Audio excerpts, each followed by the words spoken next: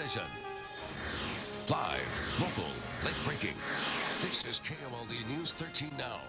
Live. Good afternoon. Thank you for watching KOLD News 13 Live at noon. I'm Conchetta Callahan.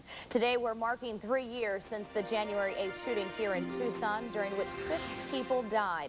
We have team coverage today of that anniversary, and we are taking a look at the events in remembrance today, as well as changes that have been made since that fateful day.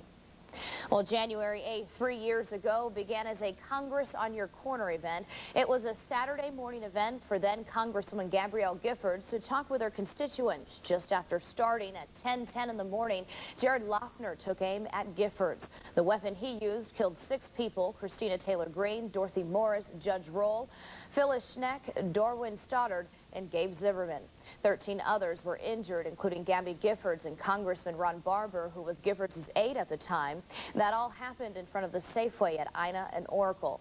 And people are gathering at that site today to mark the anniversary. KOLD News 13 Som Lasias is live right where the shooting happened with more on today's remembrance. So.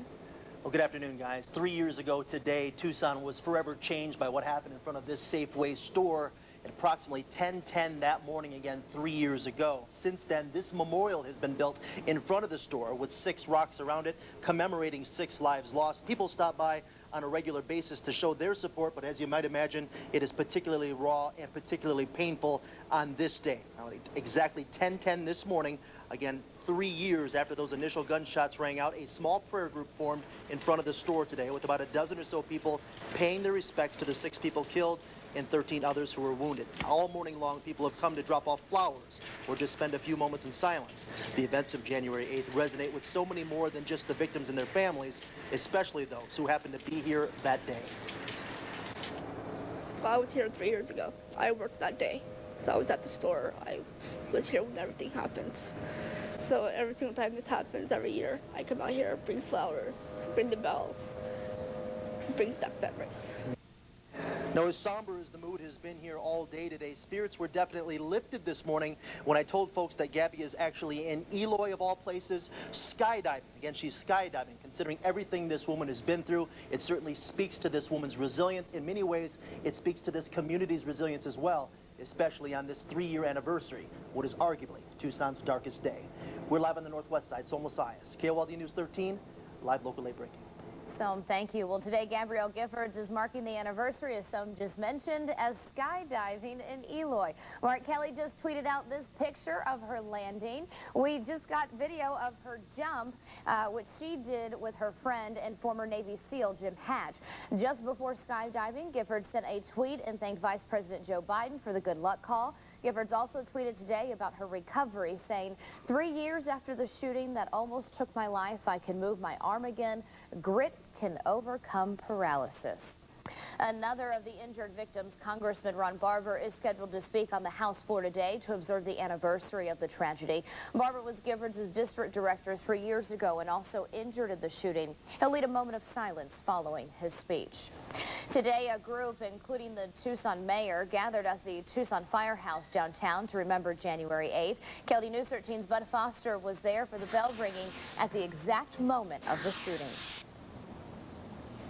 Well, yeah, the mayor chose the bell tower here at Fire Central for several reasons. First of all, it's known as the 5-mile bell, so anyone in the downtown area certainly would have been able to hear it. And secondly, because of its symbolism, it was used as far back as 1881 to bring firefighters together in case of an emergency. The mayor rang the bell 19 times, 6 for those who died, 13 injured, and he rang it precisely at 10:10.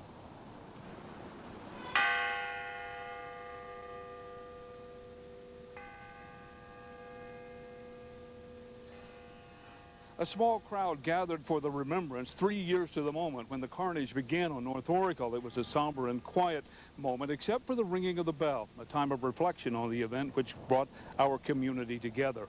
After ringing the bell, the mayor talked about his reflections and the people he knew who were there that day. He also talked about gun violence and gun control. And last night's forum at the Loft Theater, which talked about and discussed mental health issues and how it all plays together. Now, nowhere did Tucson come together more on that tragic day than at UMC. Mauricio Marin is there right now. Mauricio? But good afternoon. Bells just got done ringing here at the University of Arizona Medical Center, followed by a moment of silence to remember the lives lost 3 years ago.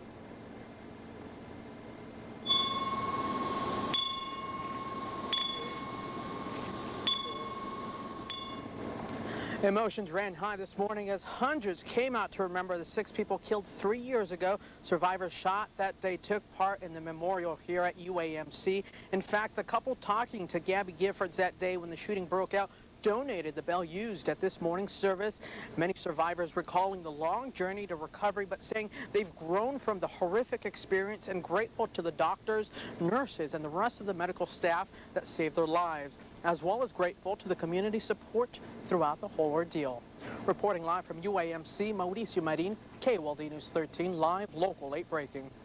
Mauricio, thank you. Today, a local organization is stepping up to show support after the shooting. Ben's Bells was not created in response to the attack, but within a week, the group wanted to show support in the community. Volunteers hung about 1,400 of Ben's Bells around the Tucson area. Both studios in town will be open until 5 o'clock today. An event also happening today at the Pima County Library. That library is on the northwest side, not far from the site of the shooting. That's where we find KOLD News 13's Lydia Camarillo. Yeah, hey there, Conchetta. A small group gathered here at the Nini Library on the northwest side here for a bell ringing ceremony. Now, they were here to honor and remember the 3rd anniversary of the January 8th shooting. First responders and survivor Susan Howland were here for the ceremony. They listened to a bell ring 19 times to remember the 6 killed and 13 wounded. There was also a flag raising ceremony by the Pima County Sheriff's Department and the Northwest Fire Department Honor Guard. Now, actually, inside of the Nini Library, there is a January 8th memorial exhibit full of books, photographs, handmade mementos, and candles, all from the many memorials which popped up around Tucson following the tragic shooting on January 8th. They're also giving away some books for free today with pictures from all of the items that they collected from those memorials. Now, this memorial inside of the Nini Library will be up through the end of January. You can also catch memorials at the Downtown Library and at the Ekstrom Library. Reporting live from the northwest side, Lydia Camarillo, KOLD News 13, live, local, late breaking. Yesterday, we were looking at some clouds at this time moving into southern Arizona. Most of those clouds, though, moving on the way out. And that means we're setting up for a warm afternoon here in southern Arizona. Our downtown camera showing just 65 degrees and a light wind out of the north at 2 miles per hour. The relative humidity and dew point on the way up as well. We're going to see that cloud cover thin out today, but that's not going to last.